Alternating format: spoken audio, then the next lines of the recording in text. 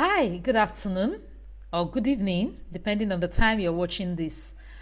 My name is Atilola Morunfulu, as you know or you might know. I'm here to be the presenter of today's webinar, and we are going to be talking about seborrhea and seborrheic dermatitis. I just want to say that this is a recorded version of the webinar. So if this is the version you are watching, know that it's not live. I always do a pre-recorded version just in case by the time we go live, something happens to the connection, something happens to the internet, then we can always have a backup version to put up rather than, disappoint the hundreds of people who have registered for this webinar. I am very glad that you are here today. Again, if you are watching this version, it just means that we will not be having live Q&As. It means that you are going to be sending in your Q&As. Using the comment section of this webinar, and I will be answering your Q&As. I think that is pretty straightforward. Okay, so yeah. My name is Atilola Morunfulu. I am the founder of African Naturalistas. I am a certified trichologist, both certified by the American Association of Drugless Practitioners, and I am also an advanced cosmetic scientist. I run African Naturalistas, as I've already mentioned, and we manufacture hair products, about to expand our current line that we have, current line of products. We're expanding into so many lines. We also have a hair clinic that people come to visit to manage over 50 hair and scalp disorders. And we have a hair care blog at blog.africannaturalistas.com.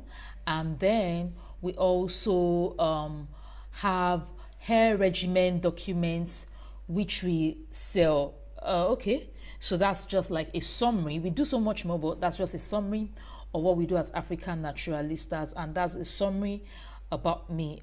We founded African Naturalistas because of our vision to help women out there manage, their hair. It was founded out of the burden to help people like you and people like me who were novices then to manage their hair better. And over the years, we have evolved, and we know that we'll keep evolving as God directs us. Okay, so I have been accused of always rambling long before the webinar starts, and I've decided that because I agree with the accusation, I've decided that I won't be taking too long on preambles. I will just talk a little bit and just go straight into the topic of the day. All right, so straight into it. My gist for today. Well, I started working out about 3 weeks ago. Yeah, exactly the Sunday after the Saturday I had the last webinar. That's when I started working out. I used to work out before I got pregnant. I used to work out as a single lady, but while I got pregnant, I could not work out anymore because of nausea. I was vomiting. I couldn't lift my body anymore, and I started working out in my 3rd trimester. After I put to bed, of course, I had to pause the workouts, and I got back to the workout 2 weeks after delivery. Then I continued, came back to Nigeria, continued till I just couldn't keep up anymore. When I started work, I couldn't go to work and come back in the evening and be working. It was just quite difficult for me, and I decided that I didn't decide. I just dropped it along the way, and I also got discouraged because I didn't think I was seeing the results that I wanted to see. Yes, I wasn't so big, but the result that I had set for myself, I wasn't seeing it, even though nobody was putting me under pressure. I was one putting myself under pressure, so I just got discouraged along the line. But as of last month, I just looked at myself and I didn't think I liked what I saw. Even though I wasn't big, I didn't think I was fit enough. I didn't think my body was toned enough. I just felt that it was just flabby and I just didn't like it. And I decided that, instead of me to be working out the way I was I've always been used to working out. I will just go to the gym this time. If I can go to the gym and I can bring out my hard-earned cash and pay for the gym, it means that I will be accountable to either myself, to the gym people, or to other people. And the fact that I have brought out money will mean that I will not want my money to go to waste. So I decided to register for the gym, and it's been good since then. Even though, yeah, it's not like I've lost weight or anything, but I have seen changes in my body, in my, my muscle tone. I've seen changes in the way I even feel from the inside. I've seen, I've been happier basically. So yeah, that's the new thing happening in my life right now. I have more gists, but I've been accused of rambling. But yeah, my son is turning 1 year old in 2 days time. Thank God for that. All right, straight to the topic of the day. I think I did well with time today. We are going to be talking about seborrhea and seborrheic dermatitis. And as you know, or you might not know, it's a scalp disorder. And I have a confession. I battle with seborrheic dermatitis. It's something I manage, and okay, we'll talk about that at the end of the webinar. Okay, so our skin and our scalp, that's our skin. If you look at your skin and your scalp under a magnifying glass, or under a trichoscope, or under a microscope, or whatever you might call it, you find out that there are pores. In fact, you sometimes don't have to look at it under a microscope. You just see holes in your scalp, your scalp and your skin, and those holes are what you call pores. And we have 2 glands under our scalp that produces different things. We have the sweat glands, which produces sweat, which is basically salty water, and we have the sebaceous glands, which produces oil, which is basically the sebum. So we have the sweat glands and the sebaceous glands, and they produce waste products in terms of sweat or sebum. I guess that is straightforward. I like to break down my analysis so that even the layest man will understand. I will open my system, so that I can turn this thing to you guys and show you diagrams, which can be better explanatory to everyone. So on our skin and our scalp, we have 2 glands. We have the sweat glands and the sebaceous glands. The sebaceous glands produce oil, as we all know, or as I have already said, which is the sebum. Now, hold on please, I'm trying to open the other one where I can show you. Okay, all right, so in some cases, these sebaceous glands, they overproduce sebum and they begin to malfunction.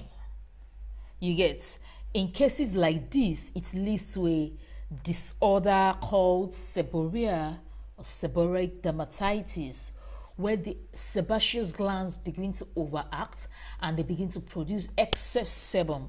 For some people, they don't even have enough sebum, and this leads to this is what is called seborrhea, seborrheic dermatitis. Now, the definition of seborrheic dermatitis to the layman is an inflammatory condition characterized by dry and moist scales, crusts, itching, and redness. Now, let me quickly put to you right now, there's a difference between seborrhea and seborrheic dermatitis. Seborrhea is just, when your scalp is just oily and the sebum is just a lot, sometimes leading to flakes, but there is no itching. In seborrhea, it doesn't itch, it's just oily hair, oily scalp, no itching. Just know that this thing is excessively oily. But seborrheic dermatitis is characterized by a whole lot of itching, flaking that falls off You know, even your face, you can as well be called Snow White because it's like your hair is snowing. A whole lot of snowing, if we can call it that.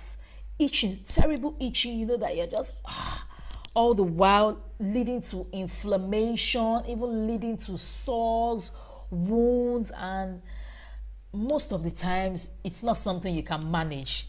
Like, okay, it's not something you can live with unless you find a lasting solution.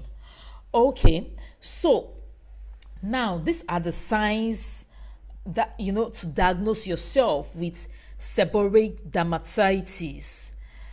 It's that seborrheic dermatitis this time, it's always, or sometimes it commonly occurs in the front hair of your scalp.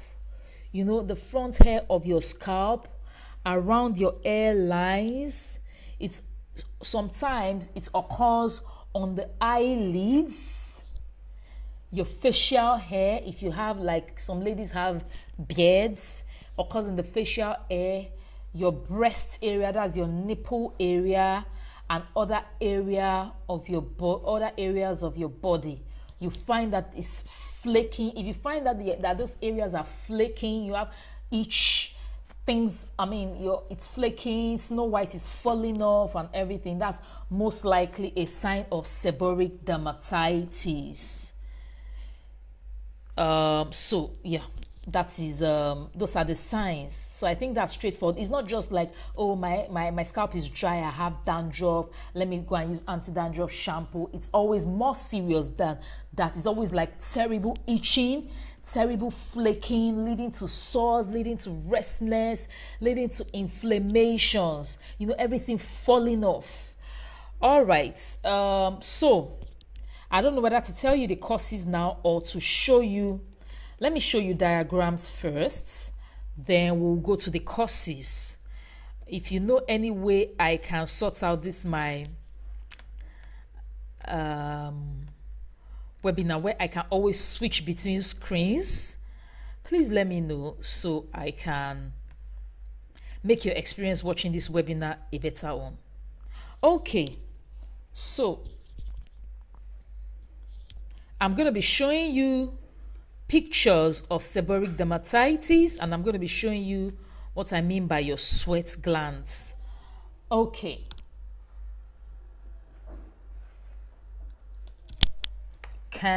Let me show you the okay, so this is a hair strand. This is a hair strand here. As you can see, this is a hair strand. This, you can see my cursor here. It's a hair strand. This is the hole. This is the pores where the hair is coming from, and is also where the oil, which is the sebum, and the water, which is the sweat, is also coming from. This is the sebaceous gland. This is the roots of your hair. This is the follicle. The follicle, that's basically the hole. And this is the shaft, this long hair. Then this is your sebaceous glands, which produces sebum. It's produced from this big sac here. All right, so that is the gland that produces the oil. And if this is malfunctioning, it will lead to seborrhea or seborrheic dermatitis. Now, this is a typical seborrheic dermatitis here. You can see that it's around the edges.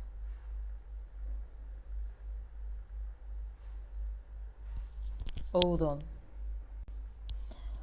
As I was saying, you can see that it's flaking here around her edges. You can see she looks like a Snow White person. This flakes here, you can see how bad it looks. Then this is a bit magnified. Here you can see this lady here, and this is around the edges, and this is it under a trichoscope. This is it in the scalp itself. This is not the one on the edges, you can see. So many times it's not looking this bad until you put it under the trichoscope, and you can see that this is bad. This is really bad. Even if you wash your hair and everything falls off, in the next one day, it's most likely will be back. All right, so I think we have pictorial diagrams. We can now understand better how serious this is.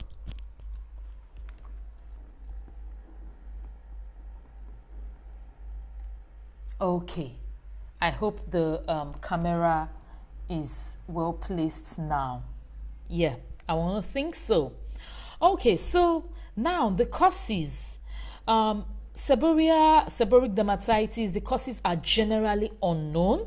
You know, you just find out that it's happened. You cannot really pinpoint what exactly caused this, but they are linked to some things. Those are not the causes, but they are linked to some certain factors which I will mention to you. Number one is genetic factors. So if one of your parents battled with seborrheic dermatitis or seborrhea, it's most you might also have, you might also battle with it. Then, because it relates to the dysfunction of the sebaceous glands, it also is precipitated by stress. Meaning, when you are going through stressful conditions, it's most likely gonna overact. So if you already have the tendency, or you have the disposition to seborrheic dermatitis, stressful situations can also bring it out more. Then also hormonal changes can also cause seborrheic dermatitis by inducing excessive sebaceous activities. So you can link it to like acne, for example. Imagine if you have this terrible bad acne and you find out that maybe during your period there are things happening in your body that causes your acne to even flare out or flare up the more. It's the same thing with seborrheic dermatitis. You know, some things can be happening in your body to cause your sebaceous glands to overact more, and this can start up during the adolescence period in a lot of people with the onset of androgen production. So for example, a tip is that sebaceous glands activities, they are increased by circulating androgens, while the estrogens decrease the sebaceous glands activity.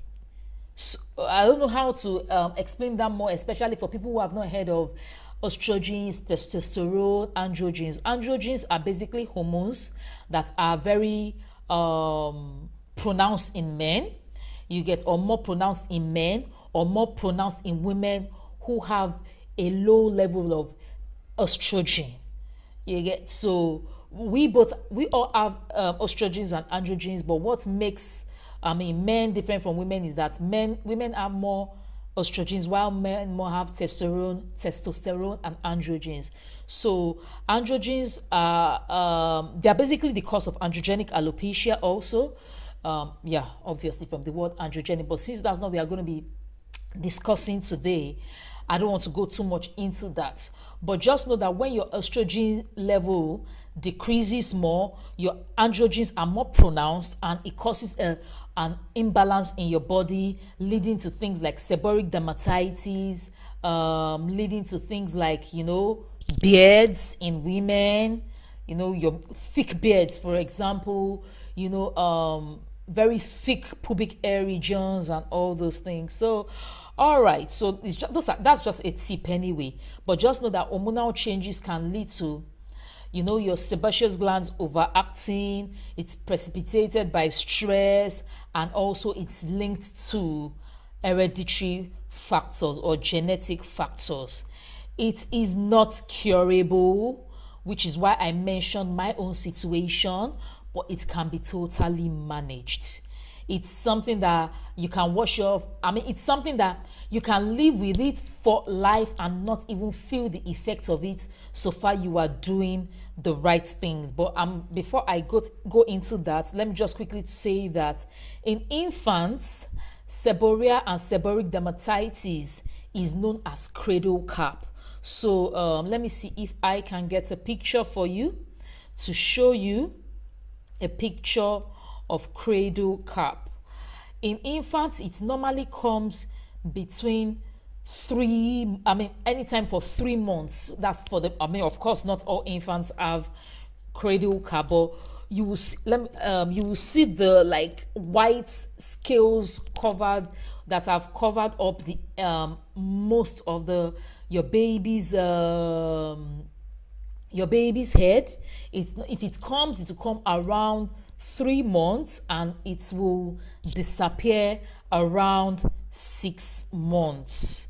I'm going to show you some images on Google. There's really nothing you can do if it comes, apart from the fact that you just have to lift the scales with maybe dissolve the scales in olive oil or jojoba oil, which is really good, and remove with a fine tooth comb. And when you dissolve the scales, you remove it and you go. It usually disappears around 6 months anyway.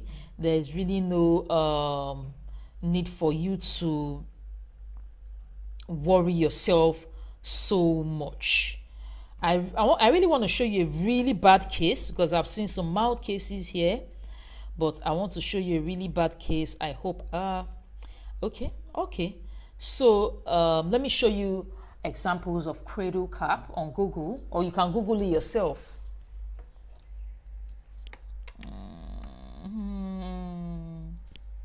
So you can see this here. You can see this here. I don't know if you can see clearly, because this is a white baby.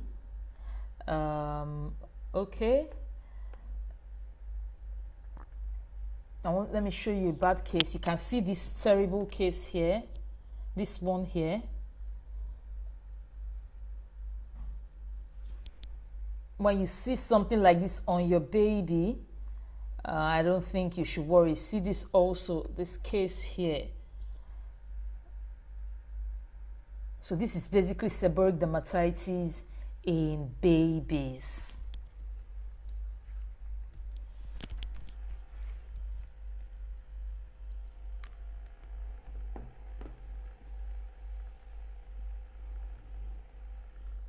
Okay, so in babies, the seborrheic dermatitis has been linked to maternal androgens. Same androgens I talked about. It's influenced by the maternal androgens that the mother had before and passed on to her child before she delivered the child. But as I said, it usually fully disappears by the time the child is 6 months old. In adults, it's not curable. It's something that can be lived with and be managed, and you will not even remember that you are living with seborrheic dermatitis. And the only time you remember is when you stop doing what you're supposed to do. For example, if you're battling seborrheic dermatitis, there is a way you're supposed to be washing your hair. There are the medicated shampoos you're supposed to be using before you use your natural shampoo. There are things that you're supposed to be doing to your hair daily, during your daily routine. So it can be managed such that you're not walking on the road and always scratching your hair, and your scalp is always flaking, and you're always having snow white. People can look at your scalp and not even know that you have any scalp disorder of that sort. So I'm going to give you 1 or 2 tips on how to manage it while you will need, that's if you are dealing with it, while you will need to battle with the remaining tips by yourself. Okay, so how to manage it for your daily care, for example. Before I talk about the exact thing to do, I want to mention jojoba oil, which a lot of people call jojoba oil because of the JJ, but the J is actually silent. It's pronounced jojoba oil. It's actually one of the most beautiful and great gifts of nature that God has bestowed upon us. It's a magical oil that has healing properties on your skin and your scalp. The beauty about jojoba oil is that it mimics sebum. As I already said, sebum is the oil produced by your skin and your scalp. Jojoba oil mimics the sebum and it regulates the sebum. It means that if your sebum is too much, so if your sebaceous glands are overacting, like which we have already mentioned at the beginning of this webinar, if your sebaceous glands are overacting and they're producing too much oil, jojoba oil will reduce it. If your sebaceous glands are not producing enough oil, jojoba oil will increase it. So it has the beautiful ability to regulate sebum production, which is why it's a very good oil for seborrheic dermatitis. So seborrheic dermatitis, as I said, is different from seborrhea in the fact that seborrheic dermatitis is more dangerous in quotes. It's your scalp is itching, it's terrible, it's inflamed, you have sores, you have wounds, you have flakes, you have everything. So because of this, if you take your jojoba oil and mix it with a bit of tea tree oil, both of which we have at African Naturalistas, you will be able to manage put it on your clean scalp. You'll be able to manage your seborrheic dermatitis very well. You will be able to, stop the itch, the inflammation, and at the same time regulating the production of the sebum. I've tried it for years. I've recommended it for my clients for years, and it has worked. Those are one of the tips I am giving you. Then there's a way you're supposed to wash your hair. There's the kind of shampoo, the kind of medicated shampoo that you are supposed to be using. Before you, I'm not telling you the shampoo anyway. So before you start doing these things, you need to first of all be sure that your issue is seborrheic dermatitis and not simple dandruff. But you will really know when people say my dandruff is bad, this dandruff is most likely not dandruff, you understand? But it's always good for you to visit a hair clinic so that you can get a proper diagnosis. We can put your scalp under the trichoscope. We can learn some of your hairstyle patterns. We can follow some of the trends that has been happening to your scalp, and we can properly diagnose you and treat your issue. So there's a routine which you need to figure out to manage your seborrheic dermatitis such that you do not live an abnormal life. Just like there are a lot of HIV patients walking on the streets, but you will never know because they have been taking their drugs dutifully. They have been taking their medications dutifully. All right. If you want to, get rid of this issue of seborrheic dermatitis totally, I want you to go to hairregimen.africannaturalistas.com and get the regimen document that deals with seborrheic dermatitis. There's one that you see for seborrheic dermatitis. If you see that document, if you do everything that is in it, I promise you, you will not even know you are dealing with this issue anymore. Get the one for seborrheic dermatitis. Everything you're supposed to be doing weekly, everything you're supposed to be doing daily, which I've already, shed a light on in case you don't want to get the regimen, the basic one, the jojoba oil and the tea tree oil. It's there for you to use. To get more advanced things that you will do, you need to get the regimen. Okay, so if you have any questions, please send your questions as a comment to this webinar. Under this webinar, please type in your questions and we will see them and we will answer. Okay, so I forgot to mention that I have a gift for you. Last webinar, I mentioned the fact that we were going to be giving out free regimens, free 7-day regimens for anyone who was interested in it. And you guys, so we got a lot of people to subscribe for the regimen. and use it and see what the, I mean, let's just have a feel of the regimen and see whether it's something you even really need. And right now we want you to send in your feedback on the regimen. We want you to send in your feedback on the regimen that you got. But now, surprise, surprise, we are going to be giving you the whole regimen for free. The whole 365 days regimen for free. But it's not going to be for everybody. And it's going to be only given free to the people who got the trial pack. We are going to select only 12 people. This regimen costs between $25 and $35, yes. Depending on the one, there's one for seborrheic dermatitis, the one for the BZB, the one for the dry and itchy scalp, the one for children's hair, for normal hair, for one other type again, children's hair, normal hair, BZB, one other one anyway. So I know there are 6 of them. So we are going to be giving two free to everyone, but we are going to be selecting the people that we are going to be giving this free regimen to. That's the whole regimen for 1 year, just so you can have lovely hair like ours, like mine, my Team Zone, and others that you see on the internet. And there are some things you are going to be doing. So you look out for our email.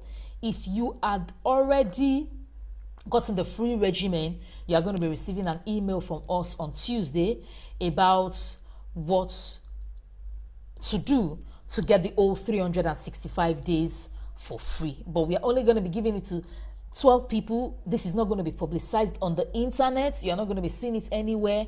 It's just going to be straight to your email. It is not a promo, because we are going to be selling these regimens at their normal prices on the website. So it is not a promo at all. We are not running a promo. We are not running a campaign. We are just going to be 12 selected people. Just do the things we ask you to do in the email. And if you are one of the people that will be getting the whole 365 days regimen for free, then I salute you. So that is the end of the regimen. Of the regimen of the webinar for today. I'm sorry you're watching a pre-recorded version, but send in your questions and answers. I'm going to answer them, compile them. That's if this is the version you're watching, and I'm going to send it to everybody that subscribed to this webinar so that everybody can learn. So I hope this webinar was more concise today. I hope we did better today. I ran into issues with my microphone, and I hope the one I replaced it was better. So see you all next month when we are going to be discussing something more interesting. Have a lovely month of October. Thank you.